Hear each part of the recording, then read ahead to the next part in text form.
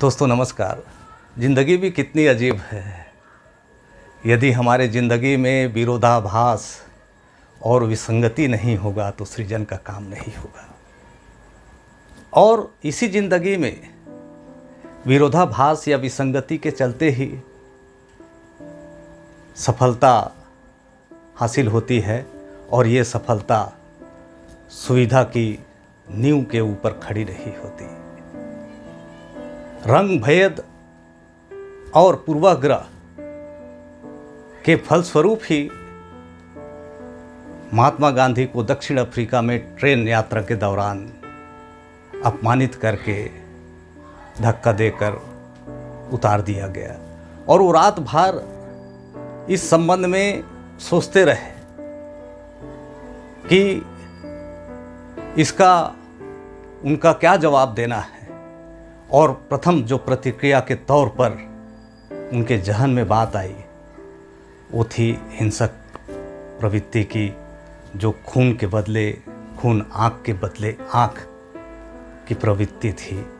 और भले ही ये प्रतिक्रिया तत्कालिक तौर पर उनको सुकून दे सकती थी, लेकिन उन्होंने इस पर अमल नहीं किया।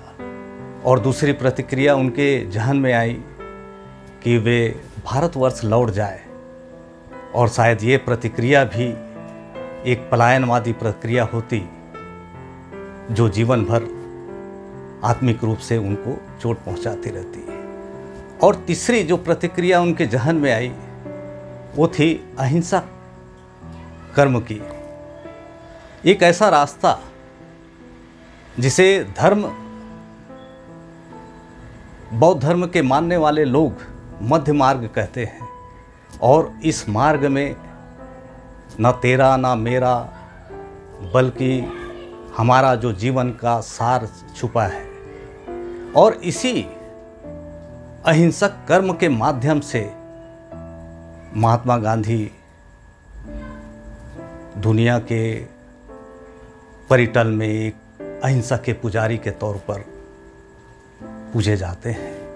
तो दोस्तों आप समझ सकते हैं कि हमारे जीवन में जो इवेंट या घटना जो घटित होता है उसके प्रति हम किस शक्ल में अपना रिस्पॉन्स देते हैं और इसी के ऊपर हमारा रिजल्ट छुपा रहता है।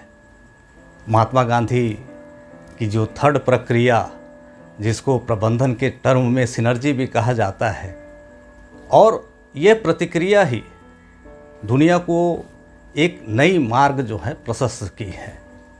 और यही शायद दुनिया को एक नई दिशा प्रदान कर रहा है, जो सर्वोच्चता की ओर या फिर प्रगति की ओर ले जाने वाला कदम है। हम आमतौर पर किसी घटना के परिप्रेक्ष्य में प्रतिक्रिया जाहिर करते हैं, जिसका स्वरूप हिंसक हो सकता है, अहिंसक हो सकता है या फिर अन्य स्वरूपों में हो सकता है, क्योंकि ये हमारे ऊपर डिपेंड करता है कि किसी घटना के संदर्भ में हमारा क्या रिस्पांस होता है और उसी के अनुरूप हमारा रिजल्ट डिपेंड करता है। और यही प्रतिक्रिया जो उन्होंने अहिंसक कर्म के तौर पर पूरे विश्व को दिया है, इसी के कारण से इनका नाम, महात्मा गांधी का नाम हर बच्चे के ज़बान में, चाहे देश में हो या विदेश में हो। तो आप समझ सकते हैं कि आदमी आमतौर पर किसी समस्या के संबंध में कैसा रिस्पॉन्स करता है, और यही रिस्पॉन्स किसी समस्या को कैसे सफलता के तौर पर प्राप्त कर सकते हैं, वो हमारे रिस्पांस के ऊपर ही डिपेंड करता है। जब हम विश्वास और सहयोग के बीच रिजल्टेंट जो रहता है वो ड्रा करते हैं, तो प्रथम स्थिति आती है, वो आती है जीत या हार के शक्ल में। दूसरी जो स्थिति आती है वो आती है समझौते के तौर पर। और तीसरी जो स्थिति आती है इस रिजल्टेंट में, जिसमें दोनों पक्ष जीत जीत की स्थिति प्राप्त करते हैं, जिसे प्रबंधन के लैंग्वेज में सिनर्जी कहा जाता है।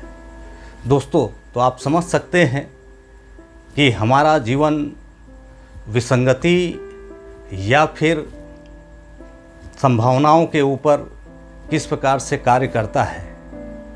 जहाँ तक जीवन का ताल्लुकात है, हमारा जीवन इसी विसंगति के आधार पर ही निर्धारित होता है।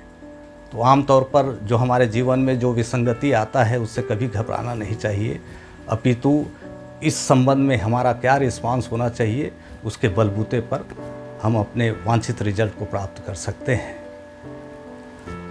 जीवन में